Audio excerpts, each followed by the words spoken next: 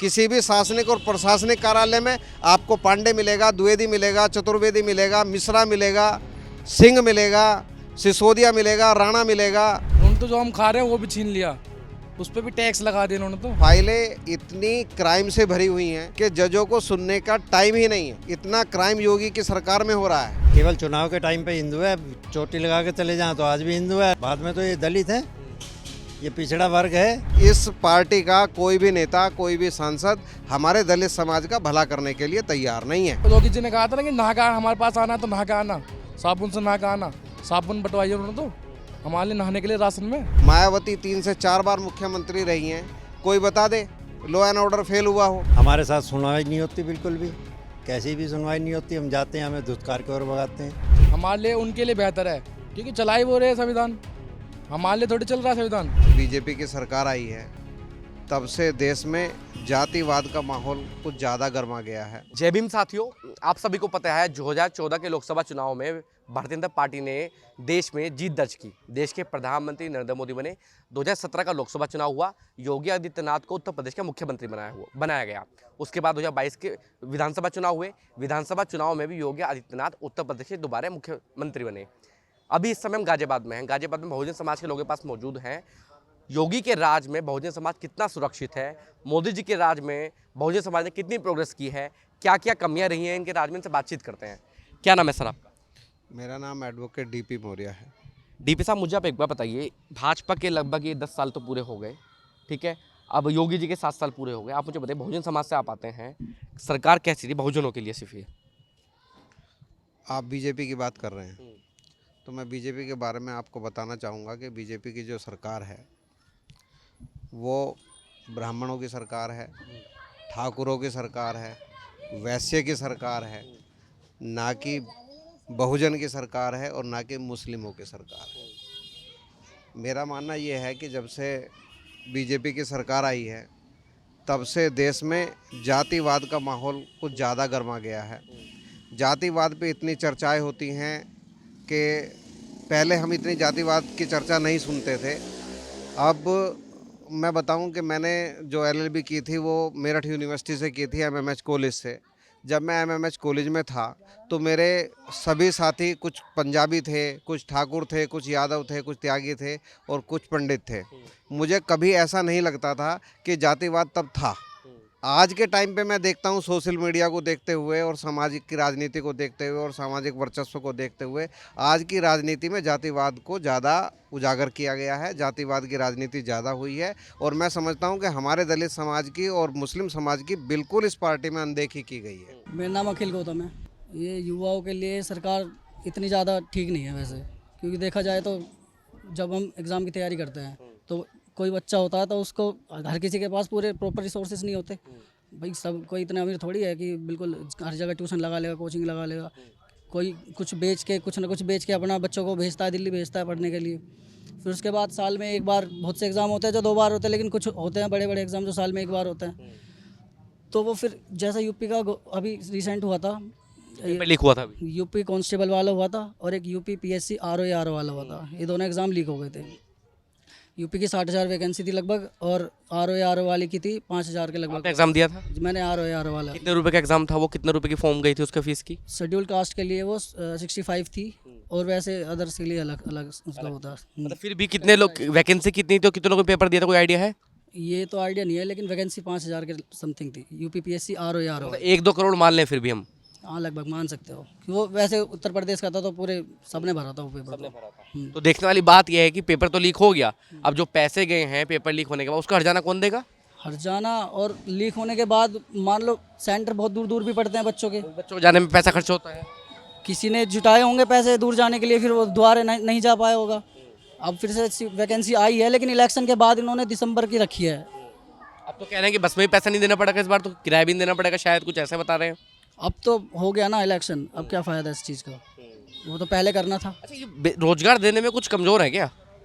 रोजगार देने में तो बहुत ज़्यादा कमज़ोर है। आप बताइए ना, 2019 के बाद से कितनी वैकेंसी आई है? कुछ लोग बताते हैं कि जो युवा हैं, जिन लोगों से बातचीत करता हूँ तमाम लोगों से, कि अग्निवीर आने के बाद भी उनका जो मनोबल है बिल्कुल कमज़ोर हो चुका है इस समय। बहुत ज़्यादा कम हो गया। एक हमारे यहाँ पे पार्क है, लोहिया पार्क, यहाँ पे बहुत सारे बच्चे आर्मी की तैयारी करते हैं। वो सुबह शाम लगे रहते हैं। एक यहाँ सिकंदरपुर में भी हैं। अब पहले देखते हैं आप, वहाँ पे बहुत ज़्यादा भीड़ लगी रहती थी, बच्चे रनिंग करते रहते थे। अब देख लो आप, बहुत ज़्यादा क्वांटिटी कम हो गई उनकी। तुषार भाई, आप युवा हैं। अभी देखिए, मैंने पहले भी एक लड़के से बातचीत की है, उसने तो तमाम फैक्ट बता दिए कि बीजेपी कहाँ अच्छी है और कहाँ बुरी है। ये हमें तो रोजगार चाहिए, रोजगार ही नहीं है। हमें तो रोजगार की चाहिए ना। और ये लोग क्या दे रहे थे 10 सालों में? उन्होंने तो कुछ नहीं दिया। उन्होंने तो जो हम खा रहे हैं वो भी छीन लिया, उस पर भी टैक्स लगा दिया उन्होंने तो। कैसे टैक्स लगा दिया, पूरा बताइए मुझे। जैसे आप बता रहे हैं कि टैक्स लगा दिया, ये बात आपको कहाँ से पता चली? किन लोगों, किन किन चीज़ों पर टैक्स बढ़ा है अभी? जैसे खाने पे जीएसटी इतनी लगा दी गई। हाँ, जीएसटी इतनी लगा दी गई है। किराया इतना बढ़ा दिया गया है, वहाँ से आने में इतने किराया लगते हैं, कोई लेने को वहाँ से लाने के लिए राजी नहीं है, क्योंकि भाई किराया इतना है, कहाँ से कमा पाएगा। कुछ लोग ये कहते हैं कि भाई इनके राज्य में यूपी बड़ा सुरक्षित हो गया है, कानून व्यवस्था बड़ी बेहतर है। आप तो युवा हैं, घूमते रहते होंगे आप। पुलिस कैसा रवैया करते हैं बहुजन समाज के लोगों के साथ? कानून हमारे लिए नहीं बेहतर है, कानून दूसरों बिरादरी के लिए। संविधान किसने लिखा? संविधान डॉक्टर बी आर अम्बेडकर ने लिखा है। और आप समाज के लिए बेहतर नहीं है? नहीं, हमारे लिए बेहतर नहीं है सर। हमारे लिए उनके लिए बेहतर है, क्योंकि चलाई वो रहे हैं संविधान। हमारे लिए थोड़ी चल रहा है संविधान। तो आप लोग संविधान क्यों नहीं चला पा रहे हैं? अब तो हमारी सत्ता नहीं है, सरकार नहीं है हमारी, हम कैसे चला पाएंगे सरकार? 2014 में जब प्रधानमंत्री नरेंद्र मोदी बने, आपकी कितनी उम्र थी उस समय? मेरी होगी लगभग, होगी 15 के आसपास तो होगी। उस टाइम भी राजनीति में समझ रखते थे आप इतनी? नहीं, मैं नहीं रखता था जब इतनी। अब इंटरेस्ट ले रहे हैं? हाँ, इंटरेस्ट ले रहा हूँ अब तो। अब ले रहे हैं। अब मेरा एक सवाल आपसे ये भी बनता है, आपने कहा कि जैसे पेपर लीक की बात हुई, कि इनकी नौकरी देने की मंशा है नहीं है आपके अनुसार? पैसे इन्होंने रख लिए हैं, 400 रुपये पर फॉर्म लिए इन्होंने। अब इनके अभी तो ये जानते हैं पेपर करवाने नहीं करवाने। ऐसा नौकरी तो दे नहीं रहे। नौकरी देंगे भी नहीं क्या? हाँ, नौकरी लगता तो है नहीं देंगे। एक सवाल मेरा आपसे ये भी है, आपने कहा नौकरी नहीं दे रहे हैं, कानून व्यवस्था का भी ऐसा ही हाल है। ये लोगों को ऐसा क्या भ्रमित करते हैं कि इनकी सरकार दोबारा बन जाती है? पता नहीं क्या है, या तो ईवीएम में घपला है, हिंदुत्व तो है हमारे लिए। वो तो हमारा जब हम उसमें भी फिट नहीं होते? नहीं, उसमें फिट नहीं है। बस वोट लेने के लिए हम हिंदू हैं बस। जब हमसे वोट लेने जब हिंदू है, बाकी हम दलित हैं। ये बात आपको नेता ने भी कही है बीजेपी के किसी ने? हाँ, नेता ने कहा है, योगी जी ने कहा था ना कि नहा के हमारे पास आना तो नहा के आना, साबुन से नहा के आना। साबुन बंटवाइए उन्होंने तो हमारे लिए नहाने के लिए राशन में। ये बात कहाँ सुनी है आपने? सुनिए, बस अपने बुजुर्गों से सुनिए।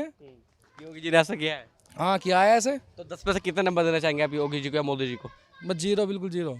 एक भी काम बढ़िया नहीं, एक भी नहीं, एक भी, बस एक निःशुल्क वो शौचालय का है, बस वही काम बढ़े लगा, बाकी कुछ काम बढ़े नहीं लगा। शौचालय बने हैं आसपास कहीं? हाँ, शौचालय बन रहा है, मेन रोड पर शौचालय बन रहा है। उसमें भी पैसे देने पड़ते हैं, वो भी फ्री में नहीं है, उसमें भी पैसे देने पड़ते हैं। भ्रष्टाचार है? हाँ, भ्रष्टाचार है। अच्छा, कुछ ऐसा बचा है कि जिस सरकार में ना हुआ हो?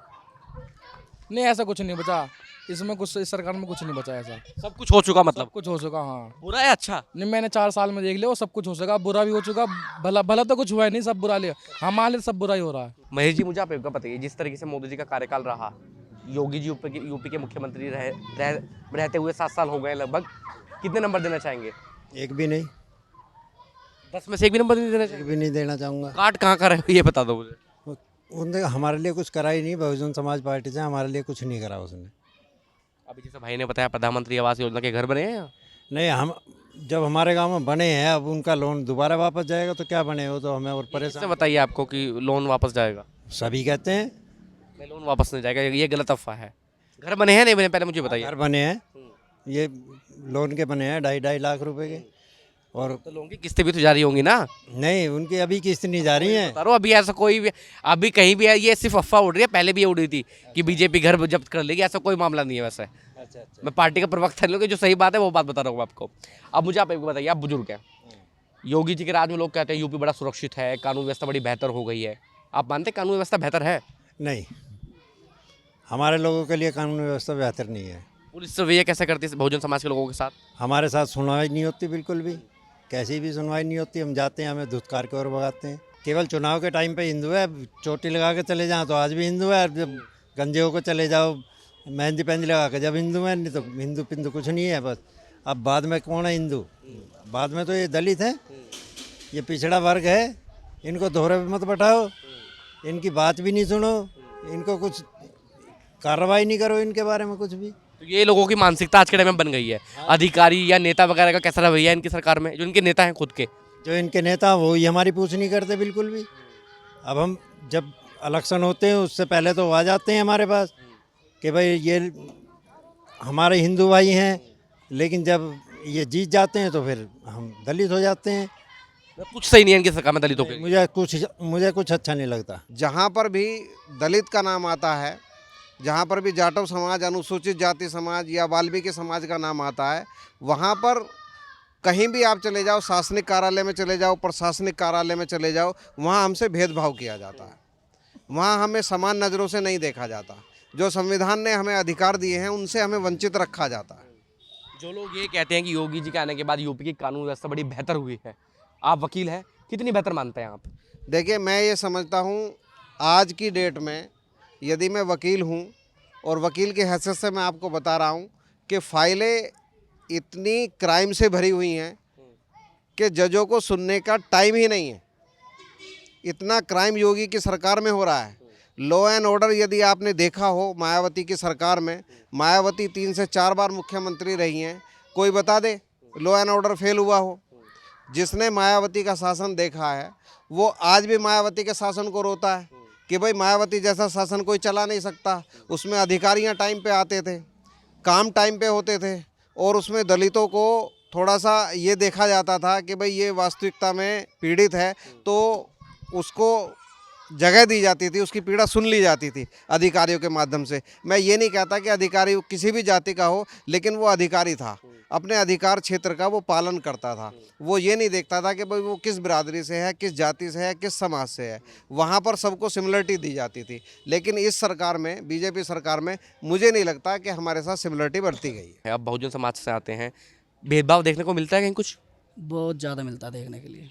आपके साथ भी कभी ऐसा वाक्य हुआ? कर सकता हूँ, मेरे साथ हुआ है, मेरे दोस्तों के साथ, लेकिन मैंने इसको रिजर्वेशन के उसमें देख सकता हूँ मैं इसको। कैसे, मतलब क्या वाक्य हुआ था? कि मतलब वो बोलते हैं कि हम भी इतने ही हैं, मतलब फाइनेंशियली हम भी इतने ही स्ट्रॉन्ग है और आप भी इतने स्ट्रॉन्ग हो, तो आपका नंबर आ जाता है कम नंबर पे भी, आपको जॉब मिल जाती है कम उस पर भी, लेकिन हमें नहीं मिल पाती। ये सब देखने को मिलता है। ये सब बात आपको किसी ने कही थी एक बार? हाँ, मेरे दोस्त ने कही थी, मैं उसका नाम नहीं ले सकता। दुख हुआ था?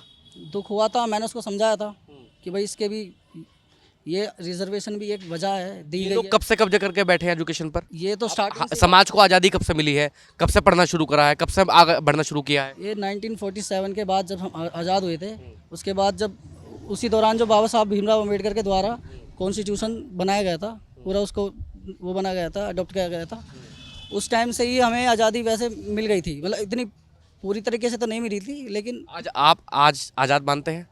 आज हम आज़ाद एक वे में मान सकते हैं। हम अगर बीजेपी की बात करें तो उसकी विचारधारा देखने को मिलेगी आपको हिंदुत्व, और उस में हिंदुत्व में बहुजन समाज नहीं होता? हिंदुत्व में बहुजन समाज होता है, लेकिन सिर्फ इलेक्शन के टाइम पे। अगर हम देखें तो अभी इलेक्शन हो गए, अभी हमें पता नहीं अब हम बुद्धिस्ट हैं या हिंदू हैं, ये कंफर्म नहीं है। इलेक्शन से पहले इलेक्शन से पहले हम कट्टर हिंदू बना दिए जाते हैं। आपके पास वोट मांगना आते हैं नेता भाजपा के? आते हैं, क्या कहते हैं? भाई हिंदू हिंदू भाई भाई। अभी हाल फिलहाल में भी कोई आए थे? हाल फिलहाल में मेरा दोस्त था, वो इनके लिए कर रहा था, तो वो मेरे को कन्वेंस करने की कोशिश कर रहा था कि बीजेपी एक अच्छी पार्टी है, बीजेपी बेस्ट है। दलितों के लिए। क्या क्या समझा रहा था? कि उनके राज में दलित सेफ हैं, और जो रिजर्वेशन वाला प्रोसेस है वो बिल्कुल प्रॉपरली उसको निभाया जा रहा है। मतलब कोई खतरा नहीं है किसी चीज़ को, कॉन्स्टिट्यूशन को बिल्कुल भी खतरा नहीं है। अब आप मुझे बताइए, जैसे ये भाजपा के विधायक हैं, आपके भाजपा के सांसद हैं, अतुल गर्ग साहब बने हैं अभी, उससे पहले भी भाजपा के सांसद थे, कितने नंबर देना चाहेंगे उनको काम के अकॉर्डिंग? सिर्फ देखिए, मैं काम के अकॉर्डिंग नंबर की बात करूं तो मैं गांव पसोंडा से बिलोंग करता हूं, और आप गांव पसोंडा में ही बैठे हैं अम्बेडकर चौपाल पर। हमारे यहाँ गांव में एक हमारे दादा परदादाओं के टाइम से एक मरघट है, हमारे जाटव समाज के मरघट हैं। उस पर पहले हमारे दादा ने वर्क किया, फिर हमारे पिताजी ने वर्क किया, हमारे पिताजी के साथियों ने वर्क किया, और जब वो एक्सपायर हो गए तो उसके बाद में मैं पिछले 10-12 साल से उस पर वर्क करता चला आ रहा हूँ। बहन जी के शासन में मैंने उस मरघट की भूमि पर लगभग 2 बार पैसा रिकमेंड करवाया सरकार से, और उस पैसे को लगवाने के लिए क्या नाम जो है बीजेपी गवर्नमेंट को, जो हमारे विधायक हैं सुनील शर्मा, उनको पूरी फाइल दी गई। उनको पिछले 12 साल का रिकॉर्ड दिया गया कि भाई ये ज़मीन हमारी है, फ़र्द पे हमारे नाम है, इतने बीघा भूमि है, और 2 बार शासन से पैसा आ चुका है। आप हमारी मदद करिए पुलिस प्रशासन से, और उस मरघट पे हमारी बाउंड्री कराइए। लेकिन इस पार्टी का कोई भी नेता, कोई भी सांसद हमारे दलित समाज का भला करने के लिए तैयार नहीं है। तो हिंदू मान करके हमारी वोट हड़प ली जाती हैं। कैप्चर कर लिया जाता है हमारी वोटों को, जो सही मायने में, तब हम हिंदू हो जाते हैं। और जैसे ही चुनाव हो जाते हैं अलग, हम शूद्र हो जाते हैं, दलित हो जाते हैं, अनुसूचित जाति के हो जाते हैं, तो हमारी अनदेखी कर दी जाती है। भाजपा का हिंदू और आपके अनुसार हिंदू में कितना अंतर है? देखिए, भाजपा का हिंदू और हमारे हिंदू में तो जमीन आसमान का अंतर है। अब हमारे समाज के लोग अपना काम निकालने के लिए यदि सर पे चोटी रख करके और माथे पे तिलक लगा करके उनके पास जाएं, तो उनको ऐसा लगता है कि ये भाई हमारा बिरादरी भाई आ गया, तो हो सकता है कि उसका कुछ काम हो जाए। यदि हम उनसे ये कह दें कि हम जाटव समाज के हैं, दलित समाज के हैं, वाल्मीकि समाज के हैं, हमारी कौन सुनेगा? हमारी कोई नहीं सुनेगा। हमसे ये कह देंगे अपने कर्मचारियों सारे से बाहर निकालो। आज भी ये स्थिति है। भेदभाव भी देखने को मिलता है कहीं? बिल्कुल, पूरी जगह भेदभाव दिखाई देता है। अब आप क्या नाम जो है देख लीजिए, किसी भी शासनिक और प्रशासनिक कार्यालय में आपको पांडे मिलेगा, द्विवेदी मिलेगा, चतुर्वेदी मिलेगा, मिश्रा मिलेगा, सिंह मिलेगा, सिसोदिया मिलेगा, राणा मिलेगा। बताइए, आप वाल्मीकि समाज से या जाटो समाज से कोई अधिकारी बैठा रखा हो शासन ने, प्रशासन ने? मेरा आखिरी सवाल आपसे ये है, चाहे मोदी जी की सरकार हो चाहे योगी जी की सरकार, 10 में से कितने नंबर देना चाहेंगे या माइनस में देना चाहेंगे नंबर?